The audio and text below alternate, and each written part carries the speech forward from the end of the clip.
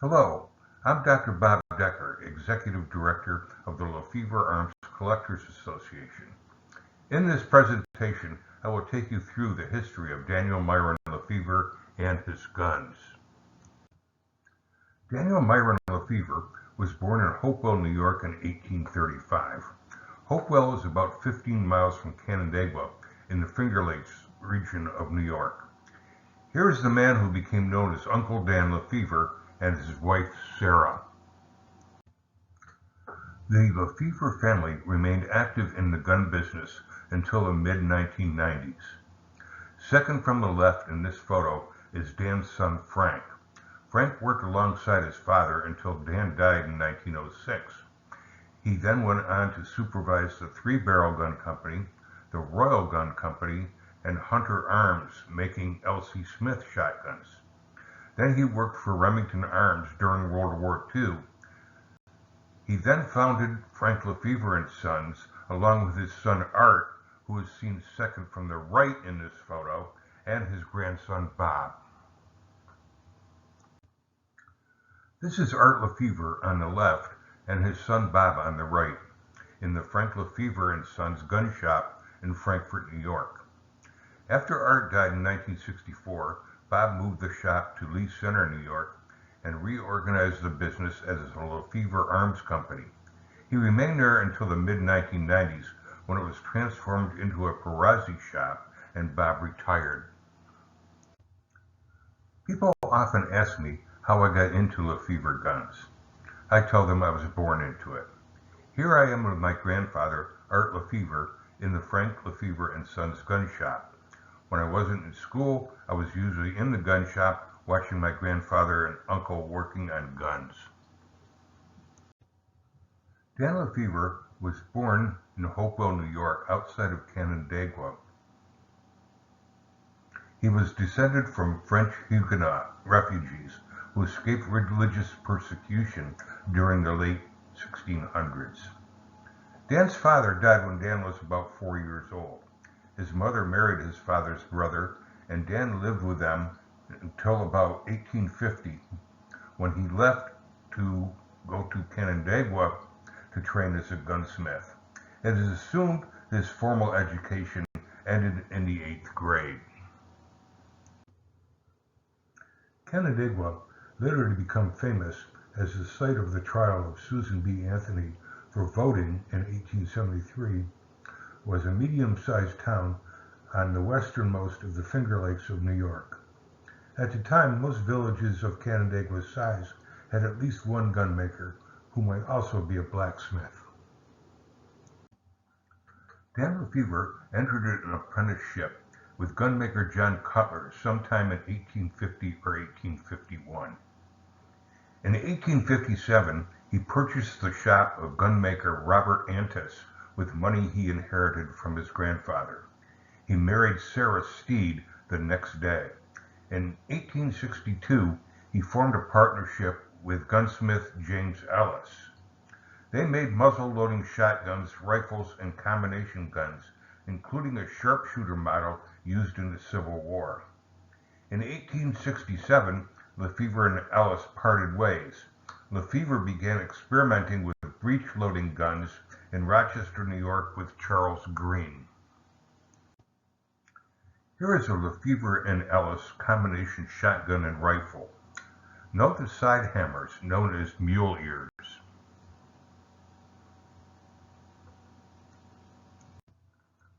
Most of the Lefever and Ellis guns had Schutzen-style stocks. This is a .50 caliber telescoped rifle made for the 1st Battalion New York Sharpshooters out of Rochester, New York. It was actively used in several major Civil War battles.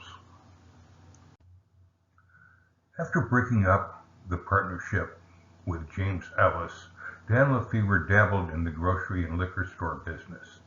He then spent some time in Rochester with gunmaker Charles Green.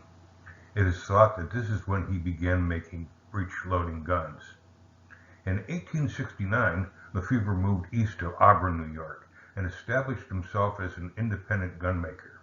He was making original guns and converting muzzle loaders to breech loaders.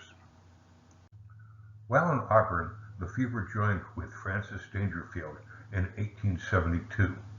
Shortly after, Dangerfield was awarded a patent for a breech-loading shotgun. This is the first Lefever patent and was listed on all subsequent Lefever guns with the exception of the crossbolt design of 1902. Although the patent was awarded to Dangerfield, it is well established that it was designed by Lefever. Dangerfield had no gunsmithing experience but served to finance Dan's operation. The prime features of this patent are the thumb push opener and the locking mechanism that included a dowel's head rib extension. Here is an example of a Dangerfield and Lefever. Note the thumb push opener and the key lock forend. Many of the guns produced were conversions of muzzle loaders to breech loaders. As many parts were retained as possible to reduce expense, with the barrels being the most valuable part. Here is an English William Moore converted to a breech loader. In this case, the barrels, locks, hammers, and frame were retained. Dangerfield and Lefever suffered a devastating fire which started late at night. Dangerfield left, and Dan made a few guns under his own name.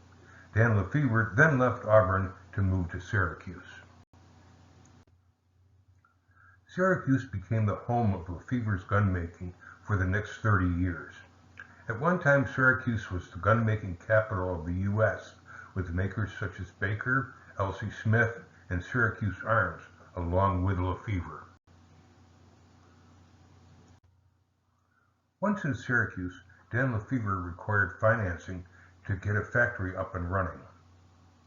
Lorenzo Barber stepped up.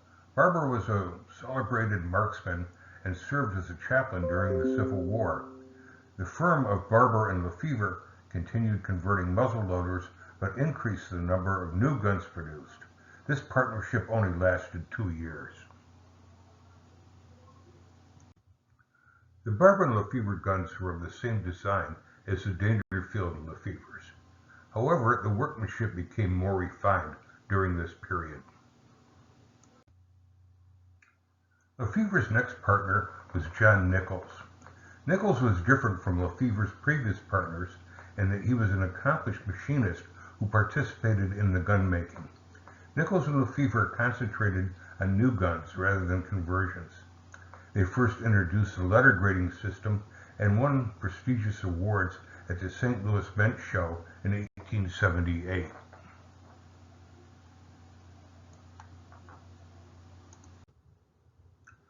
This is a Nichols and Lefever A grade. Note the stepped lock plates and drop points on the stock. These would be features on high-grade Lefever guns to follow. In 1879, Lefever withdrew from the partnership with John Nichols. It is thought that Lefever was developing a hammerless shotgun, and his contract stipulated that 50% of the proceeds from any future patent go to Nichols. Upon withdrawal, Lefever did indeed patent the first commercially successful hammerless shotgun in America. Nichols continued to make some hammer guns on the Lefever frame.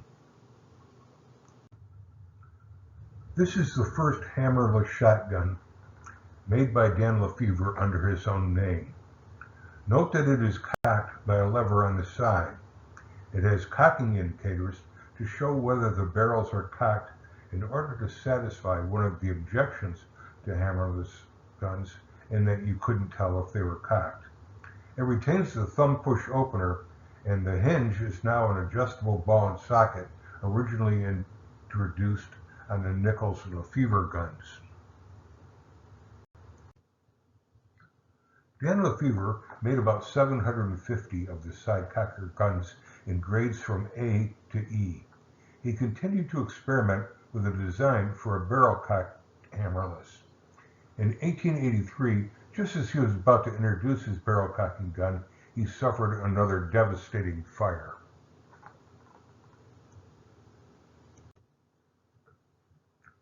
After the fire, Lefever began to retool to continue his business. Because of the losses incurred by the fire, he was required to obtain outside financing by A. Howlett and J. E. Durston.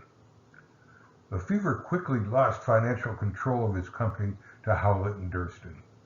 He began making his self-cocking guns exclusively. The initial guns were in grades A through F in 8, 10, 12, 14, 16, and 20 gauges.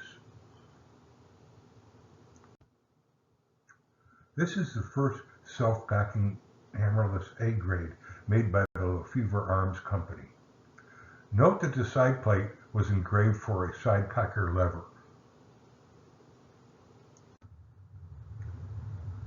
The Lefever Arms Company hammerless shotgun was the most innovative gun on the American market.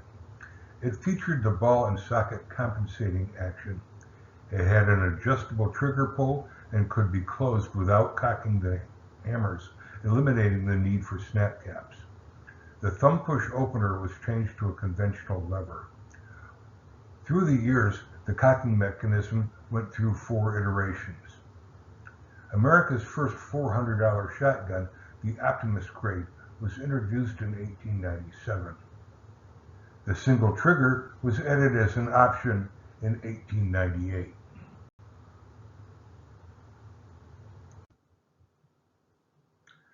This is a patent for the adjustable ball and socket hinge that was a hallmark of Lefever guns. It made the fit between the breech and the frame tighter if it was shot enough to loosen the fit.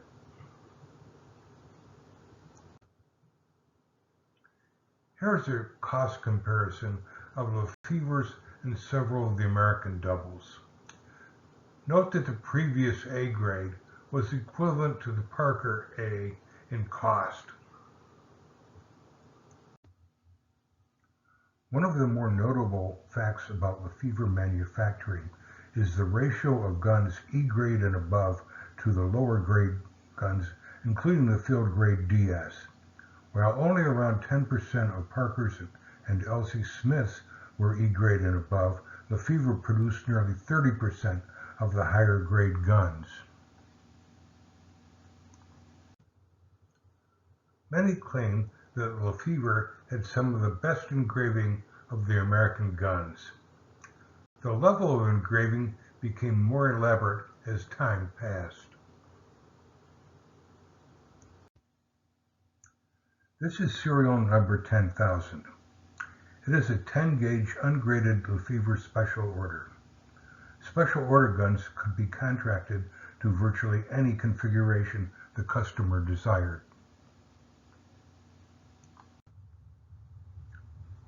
This is a 12-gauge Lefever AA grade produced around 1902. Note the high-grade engraving. The AA grade is one of the rarest of the Lefever grades.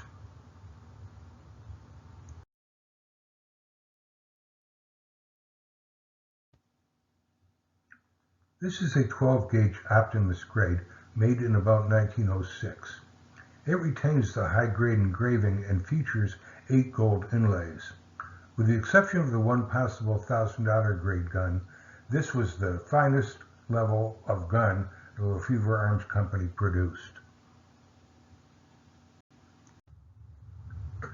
In 1901, at age 66, Uncle Dan withdrew from the Lefever Arms Company along with sons Charles, Frank, and George. They formed D.M. Lefever and Sons, soon to become D.M. Lefever Sons and Company when outside financing was found. Dan designed a totally different gun from his side plate design. This was a box-lock crossbolt gun. Production began in Syracuse and in 1904 moved to Ohio to take advantage of additional financing. Dan moved back to Syracuse in 1905 and passed away shortly after. The D.M. Lefever Company dissolved in 1906 with a total production of about 1,100 guns.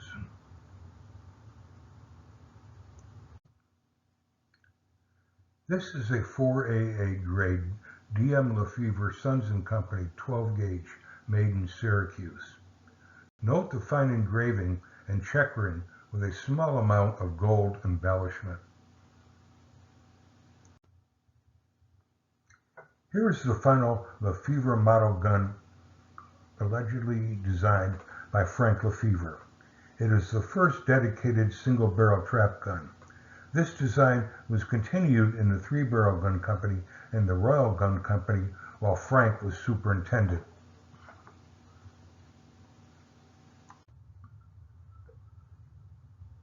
After Uncle Dan left the Lefever Arms Company, production continued under the supervision of Charles Green. The company was bought out in 1916 by agents for the Ithaca Gun Company. Production was moved to Ithaca, New York, where a number of original Lefever guns were assembled using leftover parts from the inventory. In 1921, Ithaca used the Lefever name to launch the Lefever Nitro Special. This is a low-cost gun not related to the original Lefever design.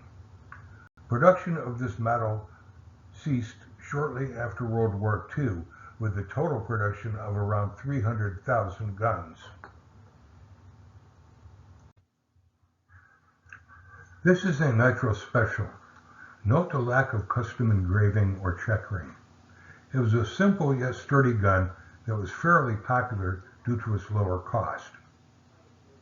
This terminates this narrative of the Lefever guns. We hope you have learned something and enjoyed the presentation.